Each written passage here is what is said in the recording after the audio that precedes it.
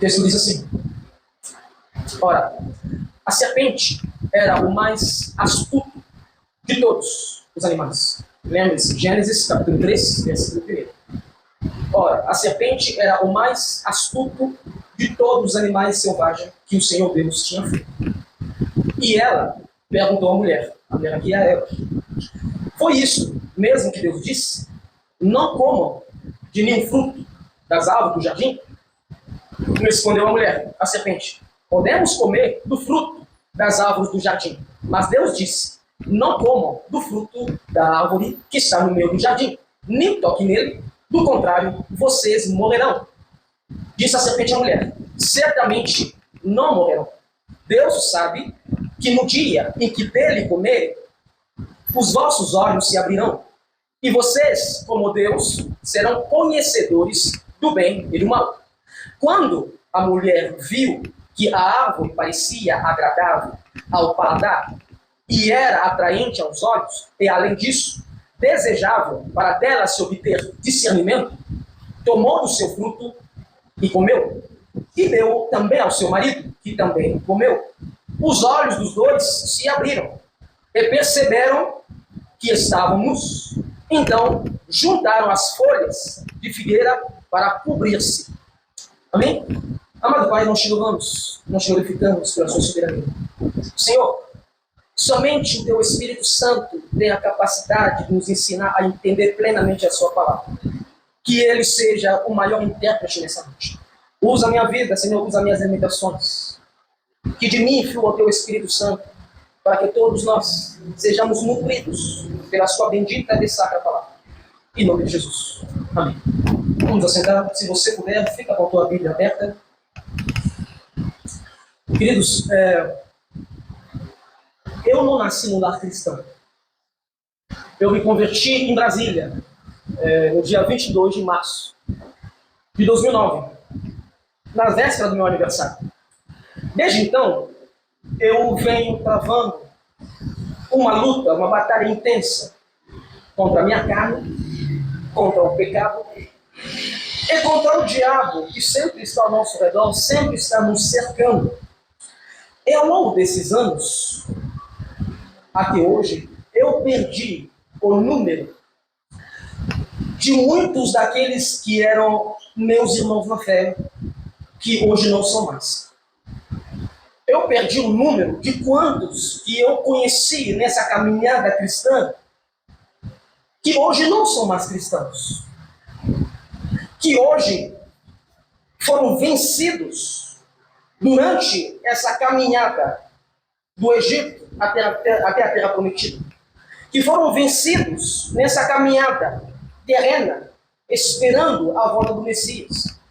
Eles inicialmente estavam empolgados tanto quanto eu, mas ao longo dos anos, muitos foram ficando ao meu caminho, porque foram vencidos, ou pela carne, ou pelo pecado, ou pelo próprio diabo, que sempre está nos atormentando.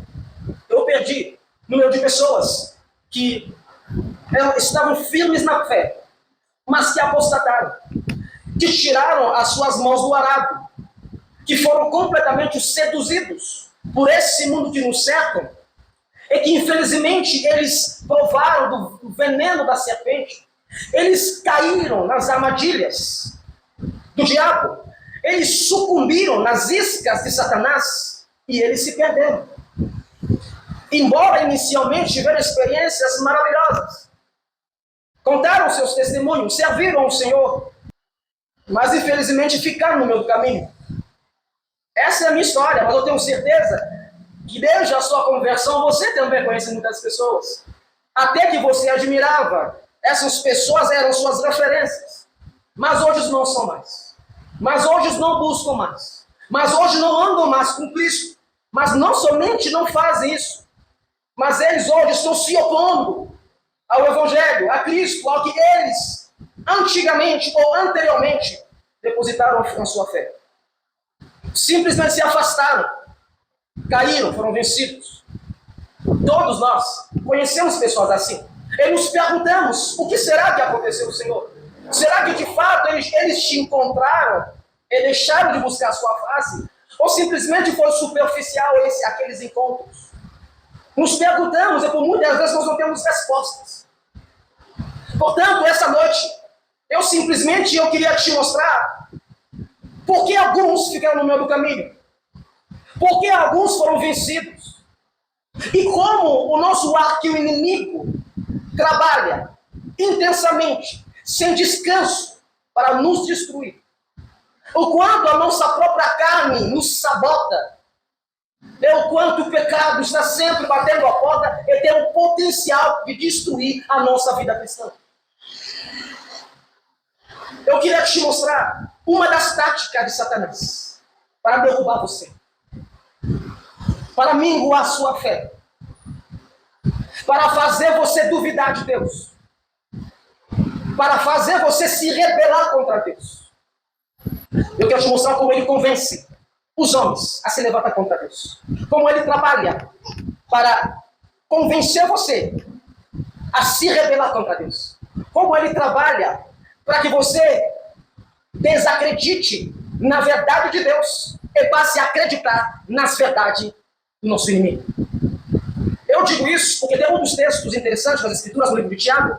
Quando Tiago vai tratar sobre uma das maneiras de vencer as táticas de Satanás, quando trama para derrubar os fiéis, Tiago vai dizer: sujeitai-vos a Deus e resiste ao diabo, e ele fugirá de vós. Tiago, ao ensinar a igreja sobre como deveria lidar com as pressões de fora, até mesmo com as perseguições daqueles que eram anti-judeus, ele está dizendo: veja bem, uma das maneiras que nós temos de vencer os nossos inimigos, de vencer a nossa carne, de vencer o diabo, é nos sujeitamos a Deus. Portanto, ele vai dizer, o segredo para o cristão não sucumbir às tentações do inimigo, para que o cristão vença a sua própria carne, para que o cristão possa vencer e travar uma batalha épica sem perder, e ele se sujeitar a Deus. Ele se sujeitando a Deus, automaticamente, ele irá resistir às investidas do inimigo. Ele irá resistir às vozes do maligno. Ele irá resistir às armadilhas. Ele irá entender os planos que o inimigo tem para frustrar a vida dos cristãos. Então o segredo é se sujeitar a Deus. Sujeitar é obedecer, é ouvir a voz de Deus, é seguir a Deus, é guardar os seus princípios.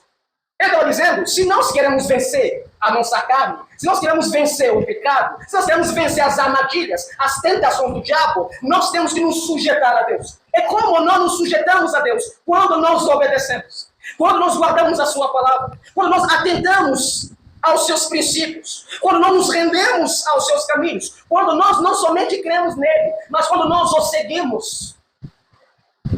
Quando nós fazemos isso, a Bíblia diz que o diabo fugirá de nós. E nós veremos o salmista no Salmo 119, que é o maior salmo da Bíblia. Ele vai dizer em Salmo 119, versículo 11, o salmista vai dizer: Senhor, eu guardei a tua palavra no meu coração para eu não pecar contra o Senhor.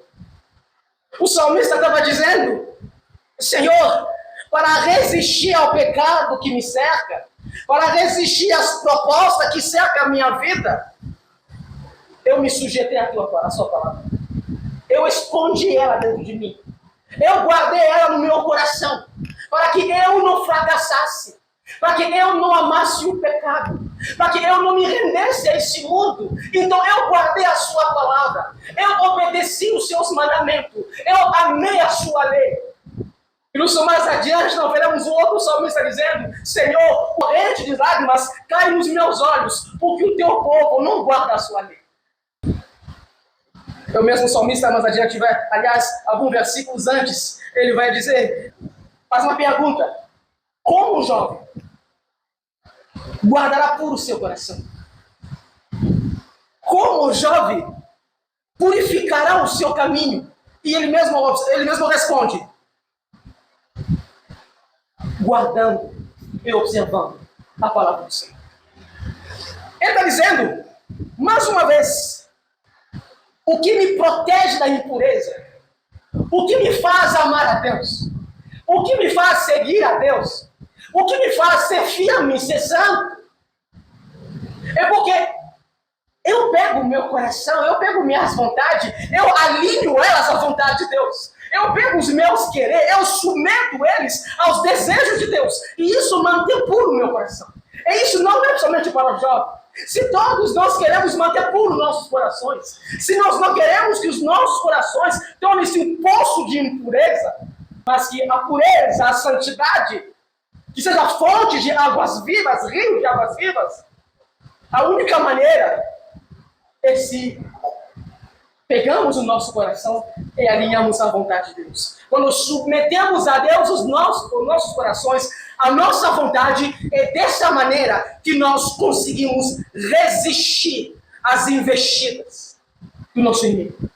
Dessa maneira conseguimos passar pelo deserto, conseguimos passar pelos filisteus, conseguimos passar pelos cananeus, conseguimos passar pelos edomitas, conseguimos passar por todo tipo de guerras e batalhas. Podemos até sofrer algumas pequenas derrotas, mas uma certeza, nós chegaremos até Canaã.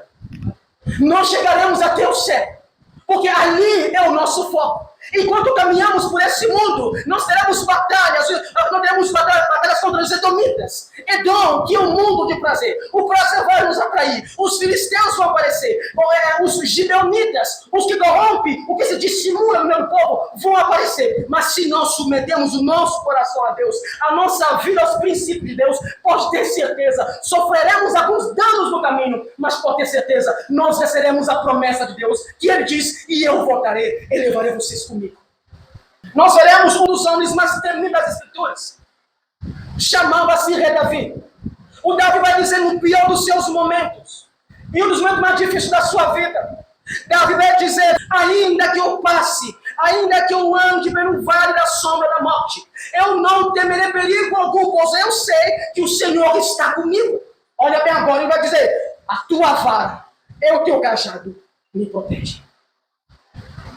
Ele estava dizendo, ainda que eu passe pelas circunstâncias onde eu não consiga ver saída. Sabe como chama essa ligação nesse dia de hoje? A depressão. Ainda que eu passe por esse caminho da depressão, ainda que o mundo não faça mais sentido para mim, ainda que eu passe por esse vale, por essa sombra, por essas lutas, eu não vou temer. Por que eu não vou temer? Porque eu sei que tu estarás comigo. Ele não somente estará comigo, mas a tua vara e o teu cajado irão me proteger. Eu quero que você entenda aqui. Ainda que eu passe por essa luta, eu sei que o Senhor estará comigo. Como? De que maneira o Senhor estará comigo? Deus não ia descer do céu para andar ao lado com Davi. Mas como Davi entendia que Deus estava com ele, ele disse, porque a tua vara e o teu cajado me protegem. Não sei se você sabe, né? Mas a vara e o cajado são 2 instrumentos usados pelos pastores da Palestina, pelos judeus, pelos pastores que guiavam seus rebanhos no deserto, nos pastos para alimentá-los. Eles tinham o costume de usar a vara e o cajado. Usavam isso por quê? Porque era uma maneira de trazer segurança, instrução, proteção, segurança, para que as ovelhas não caíssem no buraco, nem no barranco, nem tampouco as ovelhas fossem devoradas pelos lobos, para que não se perdessem. A vara era um bastão muito mais grosso. Ele usava a vara para impedir que, quando os lobos atacassem as ovelhas, tivessem a oportunidade de abocanhar qualquer uma das ovelhas. Então, com a vara que era mais grossa, o pastor conseguia correr e bater no lobo, para que o lobo não machucasse a ovelha. Agora, com o cajado era considerado como se fosse uma extensão do braço do pastor. O cajado, o pastor indicava o caminho. E o cajado também tinha um formato na ponta, como se fosse um guincho, para que quando a ovelha, por exemplo, quase caísse de um penhasco, caísse de um buraco, o pastor com aquele cajado como guincho, agarrasse pelo pé, pela parte peitoral e segurasse a ovelha para que ele não caísse. Então, com a vara e com o cajado, a instrução, a proteção e segurança que o pastor conseguia guiar as ovelhas até o seu aprisco. E Davi está dizendo, agora eu sou a ovelha, eu estou quase caindo. Estou quase indo para o barranco, mas eu sei que eu não vou, porque a vara, a proteção, a segurança do Senhor, porque o cajado, a sua instrução, não me deixaram sozinho. Essa é a razão pela qual eu não vou sucumbir, porque a sua vara está comigo e o seu cajado está comigo. Nós, como cristãos, apesar desse mundo, o pecado que nos cerca, apesar da nossa própria natureza pecaminosa, apesar do pecado que nos atrai, é do diabo que luta contra nós, nós só permaneceremos de pé se nós nos sujeitamos a Deus. Talvez seja a razão de muitos não conseguirem estarem de pé hoje, de muitos sucumbirem. Paulo vai dizer: aquele que está de pé, cuide para que não caia. Não só cai aquele que está fraco, mas também cai aquele que está firme, que está de pé. Se não vier, pode vigiar, pode cair. Quando nós não guardamos e não nos sujeitamos a Deus, o próximo passo é a queda. E eu quero te mostrar como Satanás pode te seduzir. Ele já fez isso com os nossos pais. Eu vou ler o texto sobre isso. Como ele fez. E vocês vão ver como Satanás não muda antes de trabalhar. Como ele é extraordinariamente monótono. Ele não muda. Ele tem a mesma estratégia. É impressionante, né? E com isso, e com ela, derruba os cristãos. Então o texto que nós lemos diz o seguinte: ora, a serpente era o mais astuto de todos os animais selvagens que o Senhor tinha feito. E eu gostaria de te alertar para você não brincar com Satanás, para você não subestimar o diabo, para você não achar que ele é o que alguns apresentam, dizer que ele é. Não, não subestime. E cuidado. Para tratar sobre ele, em Gênesis, ele diz o seguinte: veja bem, ora, a serpente era o mais astuto de todos os animais selvagens. Quer dizer, olhando todos os animais que Deus tinha feito, o mais astuto era a serpente.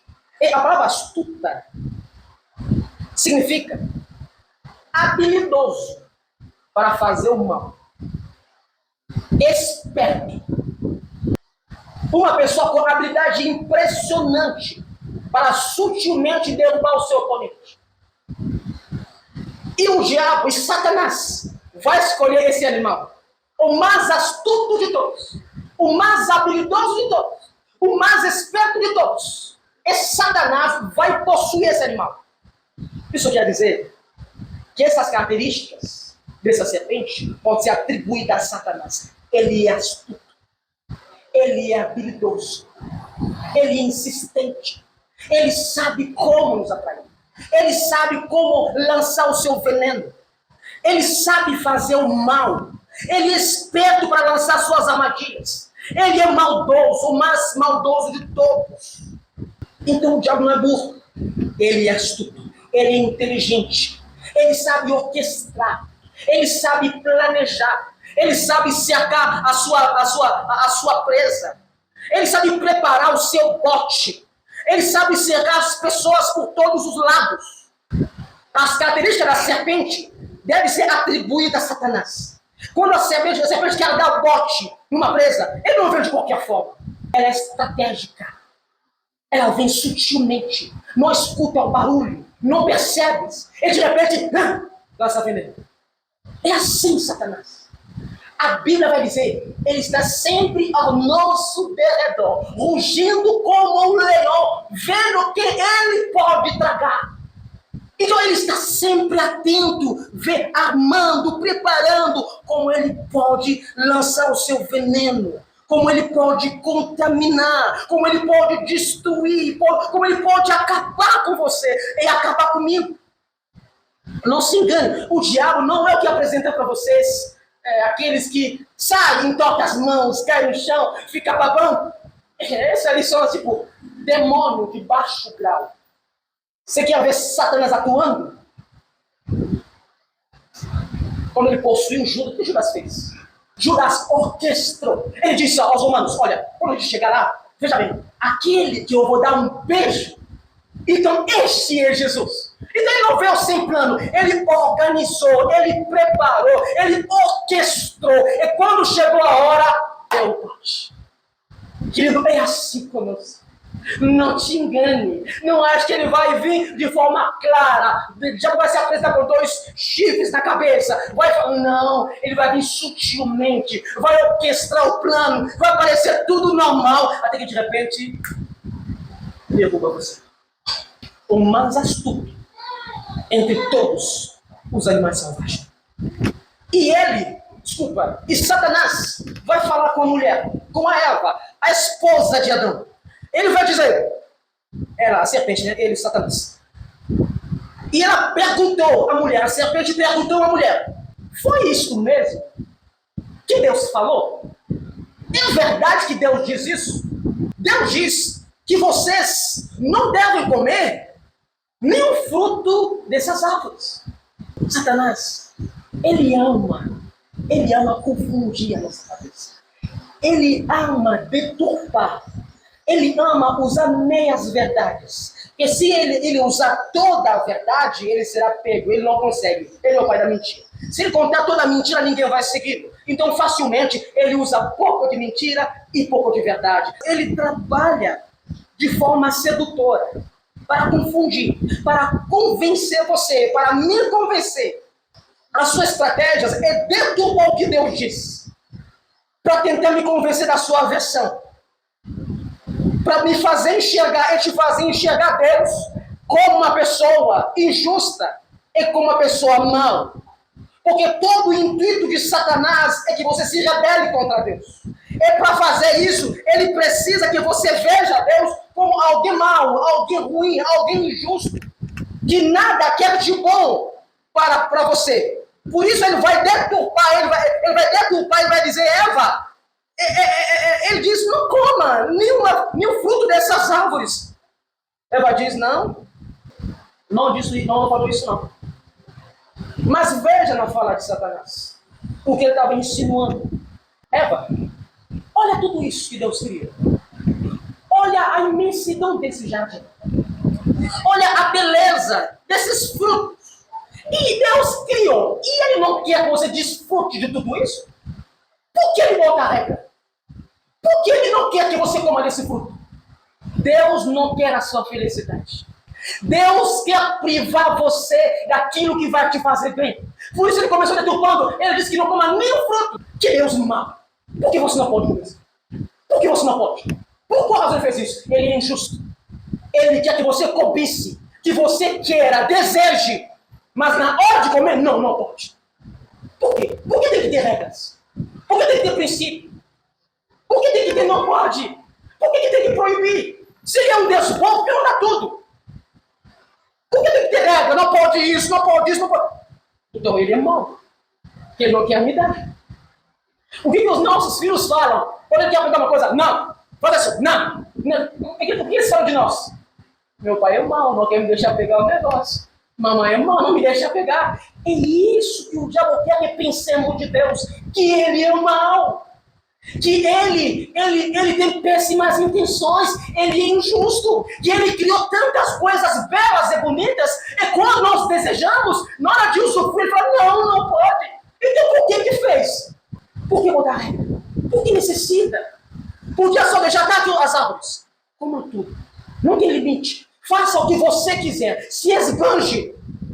Com essa pergunta, Satanás está praticamente acusando Deus de ser um Deus mau, que cria as coisas, como diz em Gênesis, depois, no final de cada dia, viu Deus que era bom. Então, como ele cria tudo que era bom, na hora de eu usufruir, tem que me limitar. Tem que dizer que esse aqui pode, esse aqui não pode. Então, com isso, tenta fazer Eva enxergar Deus como um Deus que não quer o bem dela, como um Deus que quer privá-la da felicidade, da alegria. Como se Deus não quisesse o bem dela. Como se Deus não quisesse oferecer a ela o que ele tinha de bom e de melhor. Diz para mim se não é assim que o diabo também faz coisas. Por que o crente não pode fazer isso? Por que seu mundo é tão belo? Por que não pode? Por quê? Por que tem que ter regra? Por que tem que ter limite? Se ele criou, ele fez por quê? Por que eu não posso cultuar Deus? É cultuar mamão, Astarote. Por quê? Por que não? Por que só tem que ser um Deus só? Por que os mandamentos têm que dizer que eu só posso cultuar um Deus só? Por que ele é tão egoísta, calculista? Ele não é bom. Se ele fosse bom mesmo, ele me deixava livre para fazer o que eu quisesse. Assim como Satanás queria fazer a dúvida da bondade de Deus, do desejo de Deus de se fazer o bem aos seus filhos. Satanás transforma a única regra de Deus no jardim. Era a única regra, que era não tocar naquela árvore, não comer daquela árvore. Enquanto 99,9% eles podiam fazer tudo. A única regra, Satanás transformou a percepção da Eva para com Deus como se Deus fosse um Deus mau, que não quisesse que Eva e Adão fossem felizes. É assim, Satanás tenta nos fazer enxergar Deus. Por que eu não posso me saciar daquilo que atrai a minha carne? Por que eu não posso satisfazer as minhas vontades como eu quero? Por que como cristão eu devo me submeter a tantas regras, a tantos princípios? Por que eu não posso xingar para aliviar a minha raiva? Por quê? Por que eu não posso mentir num contrato para conseguir uma aprovação de uma casa, alguma coisa? Por que eu não posso mentir para me beneficiar? Porque eu tenho tentação, eu tenho que ser puro, tenho que ser santo, mas por quê? É como se a lei de Deus fosse má. E toda vez que Deus nos mostrasse a sua lei, Deus era um poderoso chifão que queria nos fazer mal. E que a lei de Deus é má. É isso que Satanás tentou mostrar para Eva nessa pergunta. E muitas vezes, sem dúvida, muitas vezes, é assim que o diabo trabalha. É assim que nasce também o pecado. Assim que nasce a rebelião. Satanás fez e nos faz enxergar tudo que Deus falou, tudo que Deus fez como algo mau. Então ele nos confunde para que possamos nos levantar. Ele cutuca Eva. Por quê? Ele quer que a Eva se rebele contra Deus. Porque é isso que vai acontecer.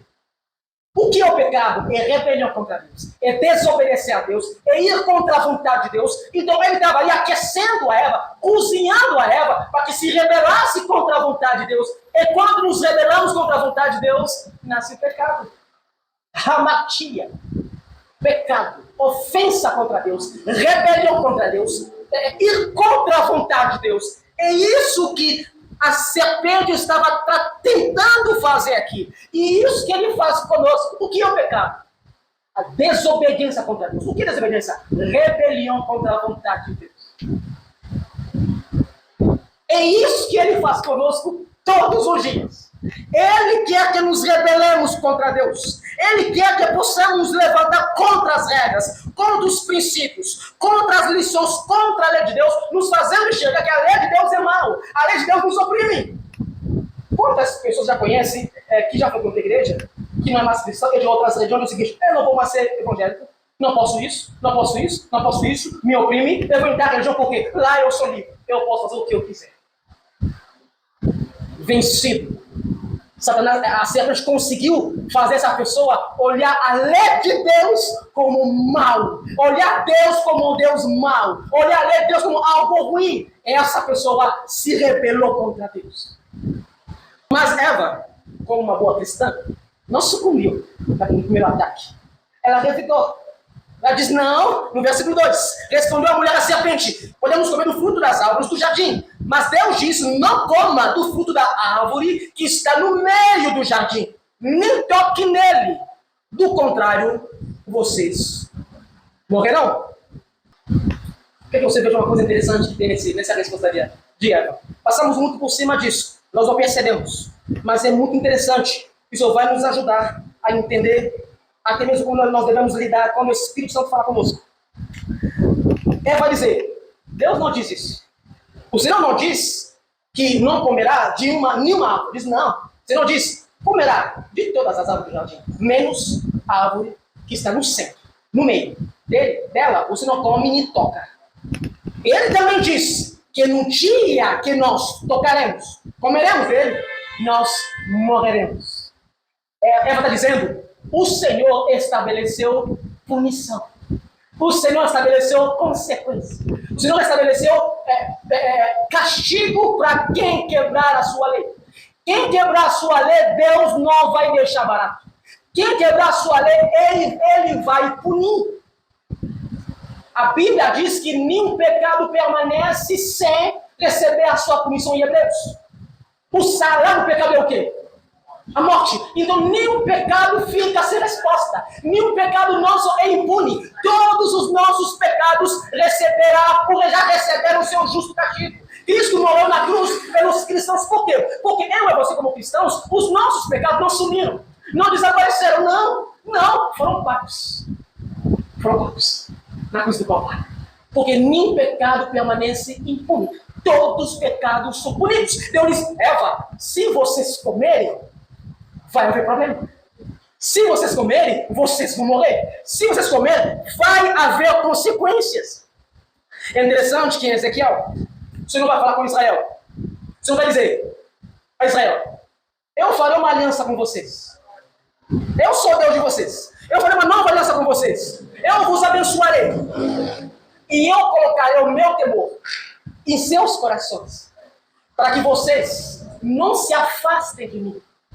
O Senhor fala a Israel, eu vou colocar dentro de você o meu temor, o meu espírito, para que quando chegar o pecado, quando você quiser pecar, você sentisse que meu espírito entra em você, você fica com medo de pecar, para que o pecado não te afaste de mim. Porque em Isaías 59, a Bíblia vai dizer, eis que a mão do Senhor não está encolhida para que ele não possa salvar. Nem os seus ouvidos estão tapados para que ele não possa vos ouvir. Mas os vossos pecados fazem separação entre vós e o vosso Deus. As vossas iniquidades tapam os seus olhos, tapam os seus ouvidos, para que ele não vos ouça. O pecado faz separação entre nós e Deus. O Senhor disse a Israel, eu vou colocar o meu temor no seu coração, para que quando o pecado bater a porta, você não cedesse ao pecado com o temor de você não se afastar de mim. E esse versículo casa plenamente com essa advertência de Deus a Eva. Se você pecar, vai haver consequência. Por quê? Deus, quando nos converte, Ele coloca no seu Espírito Santo um freio diante do pecado. Toda vez que você quer pecar, você sente um medo. Você pensa o seguinte, vai dar problema depois. Eu vou mentir? Não, vão descobrir. Aí você, não vou mentir. Freio. Eu vou roubar? Não, vão me pegar. Vai dar problema. Freio. Então a consequência nos faz pensar, peraí, não posso. Eu vou trair meu marido? Não, peraí, vai descobrir, vai me pegar, vou perder minha família. Consequência virá? Não posso. Então o Espírito Santo, o saber da consequência do pecado, é um mecanismo que Deus colocou de temor em nossos corações, para que não pequemos e não nos afastemos do Senhor. Então essa consciência de que o pecado traz consequência, nos faz parar, nos faz refletir, nos faz evitar o pecado, porque sabemos que nenhum pecado permanece oculto. Todo pecado se revela, a verdade vem à tona, e todo pecado é castigado. Então eu não quero perder, eu não quero ter problema, então eu não vou pecar, eu vou me afastar. Essa é a importância da lei de Deus aqui. Então, se você fizer isso, vai haver consequência. E a consciência sobre a consequência não faz parar, opa, peraí, não adianta, vai ser ruim. Vai dar problema para mim. Então eu não vou avançar nesse sentido. Então a Eva diz, espera aí, não é bem assim, o Senhor diz isso aqui. Ele também diz que se a gente desobedecer, se a gente se rebelar, as consequências serão drásticas. E sabe o que a serpente diz? Exceto de que você não morrerá. Deus disse, se você comer, vai dar problema. Satanás diz, bobagem. Que problema é o quê? Não vai dar em nada. Não. Deus, ele vai dizer o seguinte, Deus é mentiroso. Deus está enganando vocês. Deus não quer que vocês vejam as coisas maravilhosas que estão escondidas. Ele é um mentiroso, mas diz que Deus estava mentindo. Ele diz, certamente vocês não vão morrer. E bobagem, isso não vai acontecer. O diabo, ele é astuto, ele é insistente. Então ele não abre a mão da sua presa assim. Embora Eva tenha revidado com a resposta bíblica, ele diz, não é bem assim, certamente vocês não vão morrer, não vai acontecer nada com vocês, não. Porque o diabo, ele não cansa. Ele não dorme, não. Ele está sempre rodeado da gente. Esse tem que tentar nos derrubar, ele não cansa. Ele é insistente. Você se lembra do deserto? Não. Jesus, se tu és o Filho de Deus, transforma. Pedras em pães. Jesus diz, não, sai fora. Não, Jesus, se você é Filho de Deus, por que você não... Ele diz, por que não se prostra? Eu te dou a glória desse mundo. Jesus diz, sai fora. Não, Jesus, calma aí. Por que você não se joga? Que os anjos, lembra? Satanás usa só textos bíblicos, tá bom? Por 3 vezes. Insistiu. Ele não vai abrir mão de você, de mim. Ele vai continuar insistindo. Então ele continua aqui se degladiando, porque ele é astuto. Ele não vai parar até você sucumbir. Ele não vai parar até você sentir a culpa. Ele não vai parar até você se entregar ao pecado. Ele não para. Ele vai continuar tentando. Por isso vai dizer, Eva, não vai acontecer nada não. Se você se rebelar contra Deus, pode ficar tranquilo. Não vão morrer. Não é assim que muitas vezes Satanás fala nos nossos ouvidos? Mente. Não aconteceu nada não. Ninguém vai saber. Ninguém está aqui. Ninguém viu. Ninguém vai saber. Não dá nada. Mente para sua esposa. Não vai saber. Você está viajando. Está em outro país. Está no outro estado. Cola na prova. Ninguém vai saber. Ninguém vai ver. Porque você é muito lerdo. Vai colando ali. Ninguém vai perceber. Olha, se você falar que você ganha tantos mil, vamos conseguir a aprovação do banco. Ninguém vai saber. Ah, se pedir um recibo, vamos pedir um fulano lá que faz o recibo. Ninguém vai saber. Não vai dar nada.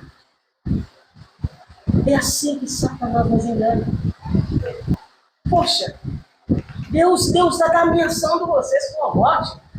Mas não vai ter nada. Não precisam se preocupar com isso. Ele não é Deus perdoador?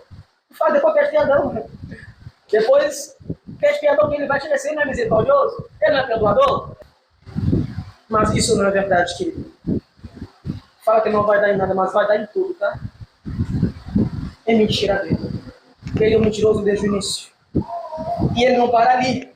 Ele não somente mente, insinuando que Deus está mentindo, mas ele está dizendo que não vai dar em nada. Pode pecar, pode se rebelar contra Deus, Deus não vai fazer nada, o inferno não vai acontecer, Deus ama todo mundo, vai pegar todo mundo para o céu, Deus é muito legal, Ele é paz e amor, nada vai acontecer. E tem mais, se você se rebelar contra Deus, você será como Ele.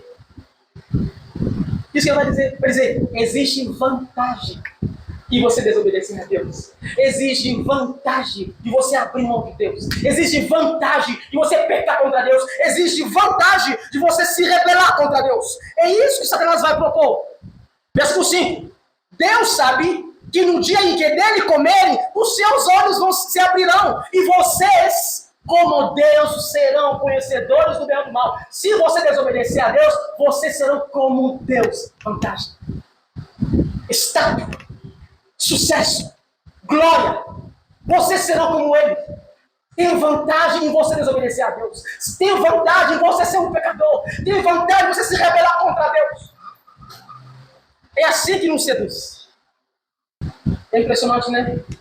Embora em 2 textos, tanto Ezequiel como Jeremias, se não me engano, o texto trata de um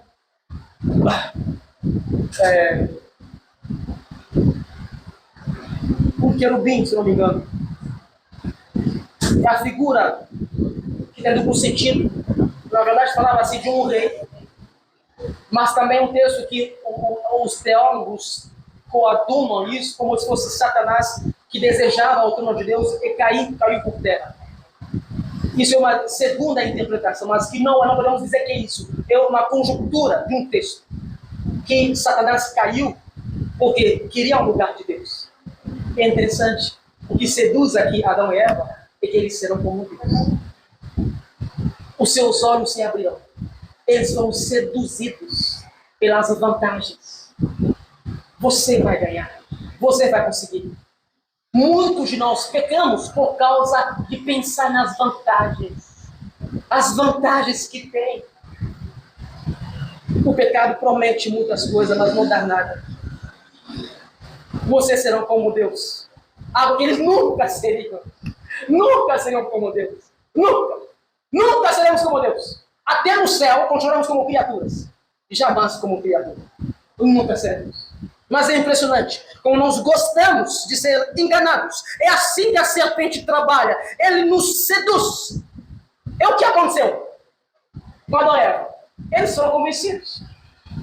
Quando ele diz, vocês serão como Deus, eles viram vantagem, eles viram benefícios, eles viram glória, eles viram ser pessoas comparadas a Deus, assim como Satanás queria ser como Deus, eles se encheram desse orgulho, então eles ficaram em silêncio, ficaram calados, porque foram convencidos. O que mudou aqui? O que mudou? O que quer dizer? A Eva ficou em silêncio, ele viu que a árvore, que era proibição, e Deus diz, não toque, que ia gerar consequência. O diabo diz, esquece, não tem nada, não tem consequência nenhuma, ninguém vai morrer. E aliás, serão como Deus. Quando falou isso, quando a Eva olhou de novo, o que ela viu? A árvore parecia agradável ao paladar. O paladar é um dos nossos sentidos da carne, por onde entra o gosto, prazer da carne. Ele vai dizer, olha, depois ele viu que era desejável ao paladar, prazer da carne. Agora, ele diz, era atraente aos olhos, concupiscência dos olhos. E depois, desejável o conhecimento, soberba da vida. Lembra que o apóstolo João vai dizer, no Evangelho, na primeira carta de João, no capítulo 2, versículo 15, vai dizer, não amei o mundo, é o que nele está. Se alguém ama esse mundo, o amor do Pai não está nele, pois tudo o que há no mundo é a concupiscência da carne, o desejo pelas coisas carnais, o desejo pelos sentidos. A Eva olhou para a árvore e disse, essa árvore é agradável ao paladar, a concupiscência da carne. João diz, é isso que existe nesse mundo. O que mais? A concupiscência dos olhos, a atração dos olhos, os desejos em olhar e cobiçar. Eva olhou, viu, para os seus olhos, era atraente aquilo que era pecado. E por fim, o que há no mundo? A soberba da vida. Eva, quando eu disse, a árvore parecia desejável para dar conhecimento. É tudo que está no mundo. É as áreas que nós somos tentados e por várias vezes fraquejamos. Soberba da vida, orgulho, desejos carnais, atração dos olhos. Até então, eles sabiam, eles tinham convicção, não podemos tocar, não podemos comer, porque tem punição. Mas agora olhou e desejou. Agora olhou e quis. Agora olhou, achou, meu Deus do céu. Nossa, como deve ser bom colocar essa fruta na boca. O que era impedido, era mal, era pecaminoso, era contra Deus, era ofensa contra Deus. Quando a Eva foi convencida, aquilo se tornou atraente, agradável e desejável. João diz, não, meu povo, porque o que reina nesse mundo é isso aqui. O que fez a Eva cair? Concupiscência dos olhos, concupiscência da carne e soberba, eu quero ser como Deus. Desejar conhecer. O diabo não é burro, ele é inteligente, ele sabe como chegar até o seu objetivo, ele sabe como nos fazer fracassar. Ou vocês acham que os que deixaram Deus, abandonaram a fé, foi somente porque acabou, mas não, ele traçou um plano, ele chegou sutilmente, ele chegou até envenenar, até arrancar dos caminhos. E não se engane, ele está tentando fazer com você. E por fim, a Eva caiu. No versículo 6 mostra isso. Versículo 7. Tomou do seu fruto, comeu, e deu também ao seu marido, que comeu também. Os seus olhos, os dois, se abriram e perceberam que estavam nus. Então, juntaram-se às folhas da figueira para cobrir-se. Aqui eu vou finalizar a mensagem. Você veja uma coisa.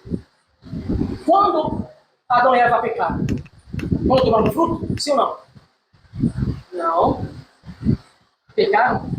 Como ele diz o seguinte, quando Satanás diz, se vocês comerem, vocês serão como ele, terão conhecimento. Eles disseram, nós queremos. Aí eles caem. Quando nós desejamos que Deus nos aprove, já estamos nutrindo em pecado. Nós nascemos no pecado. Adão e Eva não. Se tinham duas criaturas capazes de resistir ao diabo, com todo afinco, eram eles. Se eles não conseguiram, vocês acham que eles podem perder Satanás mesmo? O povo que tenta perder Satanás? Cuidado. Não se engane. Não é jogo de palavras. A vida cristã não é um show de mostrar quem sabe falar sobre Deus, não. É Deus tentando salvar, é o diabo tentando destruir. Não é uma brincadeira, não. Não é um joguinho, não. A Bíblia diz que Satanás foi lançado sobre a terra e ele caiu com ódio, querendo destruir todos, porque sabe que ele falta pouco tempo. Então ele não quer fazer piquenique com você. Ele quer destruir você. Os aqueles que ele está ao nosso derredor. Dos cristãos, ele está ao derredor. O que é ao redor? Os anjos do Senhor estão ao nosso redor. Mas veja aqui, para finalizar, o texto diz que eles comeram. E quando eles comeram, eles estavam nus. É como se, depois de comer do pecado, comendo o fruto, Deus revelou o seu estado de fragilidade, a nudez. O que eles fizeram? Eles teceram folhas para se cobrir. Sabe o que isso significa? Eles tentaram cobrir a sua vergonha. Eles sabiam que pecaram contra Deus.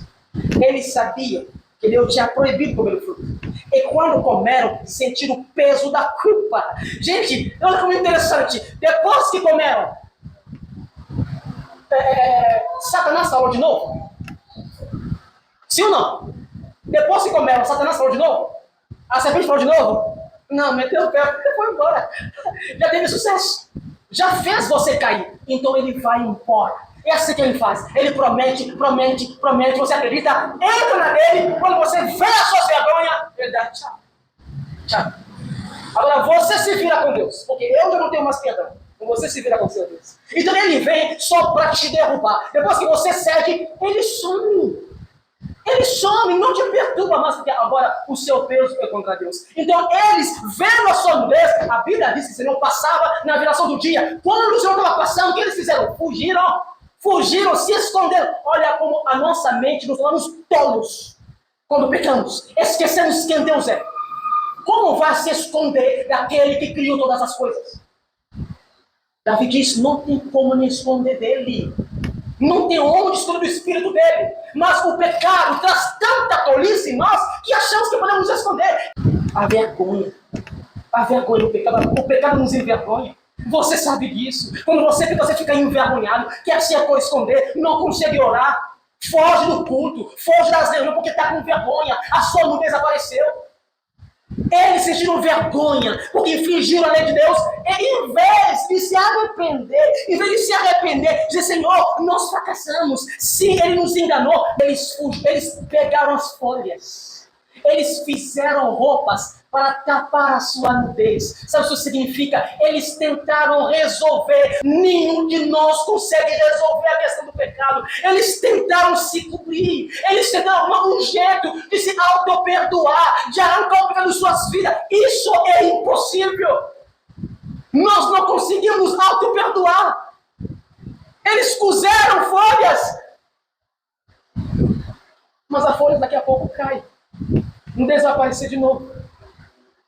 Queridos, nós não conseguimos sair dessa vergonha. Nenhum homem consegue por si só se salvar. Essa nudez mostra a decadência, mostra o pecado se manifestando, mostra o homem longe de Deus com a culpa, com medo. Até então não tinha medo, não tinha culpa, mas são frutos do pecado. E nós não vamos conseguir resolver. Queridos, essa é a razão do porquê o João Batista vai dizer: a boa notícia chegou. Arrependemos, porque chegou do reino dos céus. Arrependemos, porque chegou aquele que é maior do que eu, aquele que pode salvar todos nós. Quando Deus vê Adão e Eva tentando se cobrir, Deus, por ser um Deus tão misericordioso, a Bíblia vai dizer que Deus vai pegar pela primeira vez. A primeira morte na história veio de um animal. Um animal que Deus vai matar. Não vai ser os homens que vão matar, Deus vai matar o animal. Deus vai arrancar a pele do animal. Ele vai cobrir Adão e Eva. Ponto. Versículo 21. A Bíblia diz: e o Senhor Deus fez roupas de peles de animais para Adão e a sua mulher se vestir. Preste atenção. qual era o sacrifício feito na Páscoa, no Egito, e todos os anos no deserto, até na terra prometida, o sacrifício que era feito no templo para tirar o pecado do povo. Qual sacrifício era? O cordeiro. O cordeiro imolado. O cordeiro morto. Era a morte do cordeiro. O sangue do cordeiro cobria os nossos pecados. O Senhor vê a nudez de Adão e Eva. O Senhor sacrifica um animal que apontava para o sacrifício de Cristo. O Senhor vai pegar a pele do animal e vai cobrir a nudez de Adão e Eva. Assim, quando Cristo morre naquela cruz, como o cordeiro que tira o pecado do mundo, a sua morte cobre a multidão dos nossos pecados. Somente o Senhor pode nos livrar da maldição da queda. Somente o Senhor pode nos livrar do peso do pecado. Por isso ele vai dizer: Pai, tetelestai, está pago, está quite. Todos eles não te devem mais nada, porque eu paguei. Por isso ele diz: se crer, será salvo. E somente crendo nele. Porque ele aqui aponta para Cristo, a pele de Cristo, a misericórdia e graça de Cristo que nos cobre. Então, queridos, Satanás sempre vai trabalhar contra você.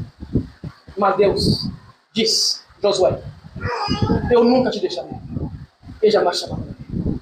Na nossa caminhada cristã, como eu disse, fracassaremos. Vamos errar. Nós não somos perfeitos.